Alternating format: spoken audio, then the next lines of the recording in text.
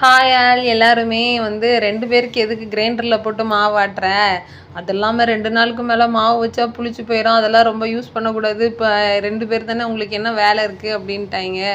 நம்ம சரி கிரைண்டரில் அரைக்கிறது நல்லதுன்னு நினச்சி அரைச்சிட்டு இருந்தா இவங்க நம்மளை மிக்சியில் போட்டு அரைன்றாங்க. சரி ஒரு நாள் மிக்சியில் தான் போட்டு ட்ரை பண்ணி பார்ப்போமே, எப்படி தான் வருதுன்னு பார்ப்போம் அப்படின்னு சொல்லிட்டு நானும் மிக்சியில் ட்ரை பண்ணி கொஞ்சமாக அரிசி போட்டு அரைச்சிட்டு இருந்தேன்.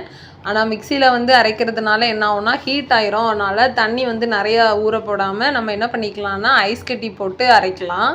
அப்போ தான் வந்து மாவு வந்து ஹீட்டும் ஆகாது, நமக்கு மாவு நல்லா வரும். இல்லைனா ஹீட்டில் மாவு ஒரு மாதிரி ஆயிரும். அதனால சேஃப்டியாக நம்மளும் ஐஸ் கட்டியை போட்டு அரைச்சிட்டு இருந்தேன். அதுக்கப்புறம் ஊற போடும்போது தண்ணி வந்து கொஞ்சம் கம்மியாக வச்சுக்கோங்க. ஏன்னா கம்மியாக வச்சாதான் நமக்கு தண்ணியும் அந்த ஊறின போயிடக்கூடாதுங்கிறதுக்காக அப்படி போட்டு கம்மியாக தண்ணி வச்சு அரைச்சிக்கோங்க.